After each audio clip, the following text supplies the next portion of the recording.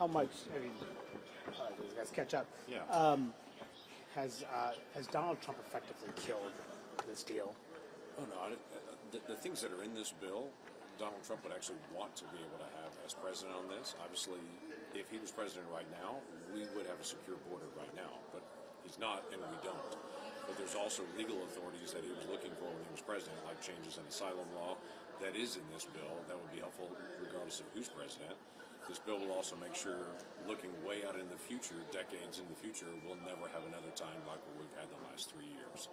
So that's the main focus we have, is we've got to make sure what's happened the last 3 years never happens again in the history of the country, and that we actually have the authorities that are needed to be able to make sure that we can How much has he affected these negotiations by saying Republicans should not accept anything less than a perfect deal? No, I get that. I don't doubt that he wants a perfect deal. So do I on it. But we've got to be able to figure out how to be able to do something right now to get as much done as we can possibly get done. I have a Democrat Senate that hasn't wanted to deal with this, has refused to even have hearings on these issues for the last 3 years as the whole country watches the chaos. The Democrat-led Senate has just ignored it the whole time. And I've got a president that says, hey, it's not my fault, when everyone knows clearly it is his fault. This has not ever happened under any other president ever. So we're trying to put things into place to make sure this never, ever happens again, and that we can make sure in the days ahead that the authorities are there no matter who is president, that we have control of the border. But is Trump really undermining this deal? Because we have some senators who are saying that he's not calling us. He's not telling us to, undercut this deal, even though now you have the leader sort of insinuating that the president, former president, is trying to undercut this deal. So I was actually in that meeting yesterday, obviously, as well. And I think where Mitch McConnell was, hey, the politics have changed a lot on this, obviously. You go back to several months ago, everybody was very focused on, we've got to be able to fix the border, we've got to be able to change the law.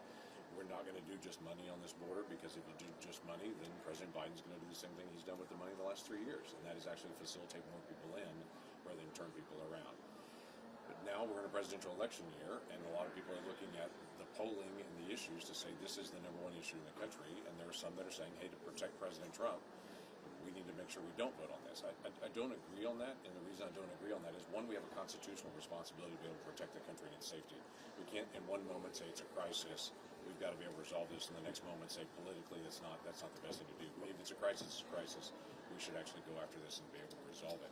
But is the leader speaking for the former president? I mean, who told him that they should protect the former president's campaign? I mean, has Trump actually called someone and said to do that? You would actually have to talk to the leader. He's not called me and told me that, and he's not called any of the people around me that I know of to be able to do that. And so I don't know that he's talked to the leader. Do you think he's looking for a scapegoat if this doesn't work out? Do you think he's... Some people, well, Senator Johnson thinks that this is playing politics and that the leader might be. I mean, if this doesn't work out because he thinks it's a bad deal, then he needs somebody to blame. No, I don't take it that way at all. Everybody's got to be able to look at it. Everybody's eager to be able to read it and be able to go through it. Is this going to be a purely conservative, Republican-only bill that came out of the House of Representatives? No, because we've got to actually do negotiations in the Senate, and I've got to get a Democrat president to be able to sign it.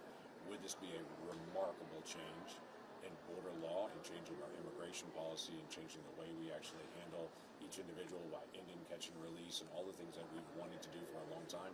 Yes, it would absolutely. So was McConnell backing away, or was he just laying out the politics? Well, I think he was laying out the politics. I definitely didn't get that he was backing away at all. I think he was just expressing what's the reality on the ground, what are we all looking at, because there are some people that are saying, hey, based on the politics of where we are in presidential politics right now, we should slow down or not do this or whatever it may be.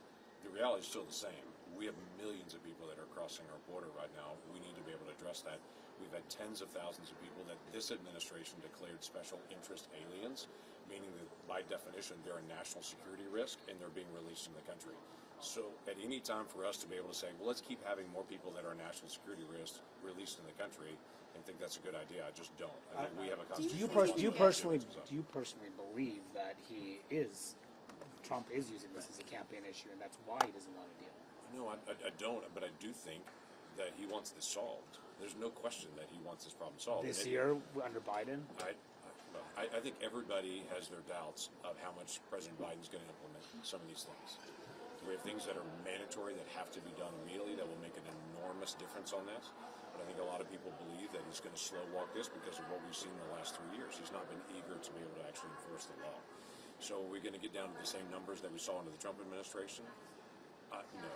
We're not. But the politics That's not what's going to happen. But the politics have changed because this issue is animating voters, and Sure. Trump could, if you guys cut a deal, Biden could campaign on it. Yeah, I don't think anyone's going to believe President Biden is the one who's solving the immigration problem when he's the one that actually caused the immigration problem.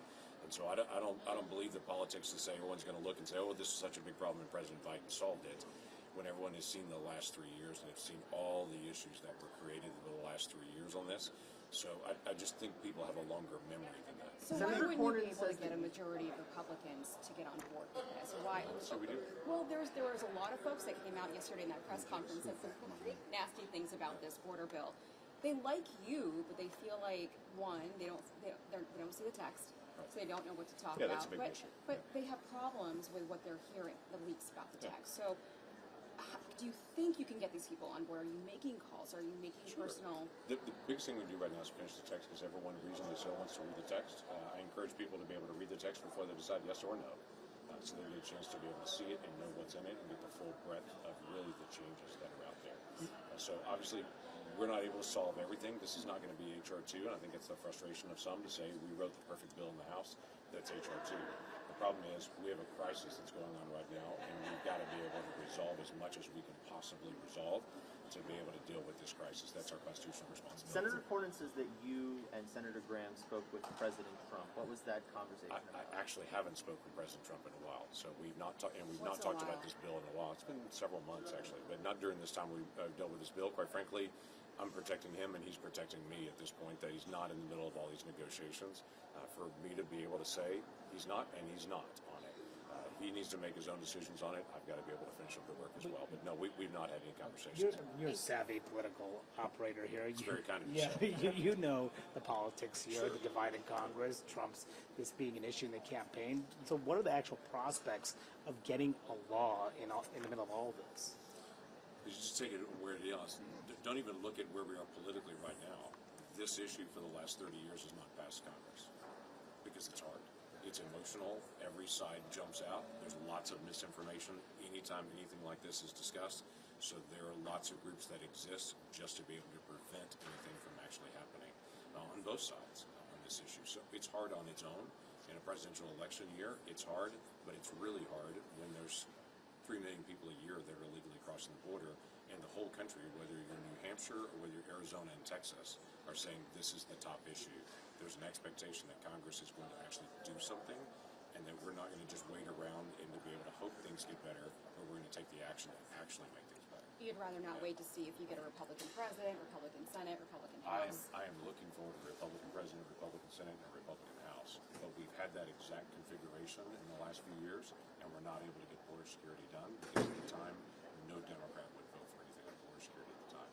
So we need to get as much border security as we can because the laws are very out of date, and we have a crisis on our border that is a national security issue. So let's try to solve it. Well, I think Chris Murphy just told us that 24 to 48 hours is really what you guys have to see if there's a viable path. Do you agree with that? We've got to get it done as quick as we can. Will we see text next week? That's been my hope. Of course, a week ago I said we would have text that week too. So I'm not the prophet to be able to know, but we're working as hard as we can. Is today possible? Is it just the appropriations? Today's not possible. Is it the appropriations that's hung up right now, or is it just the Part of policy? there are a couple of policy things we're still working out, but those things rise because of the appropriations. They look at what the policy is and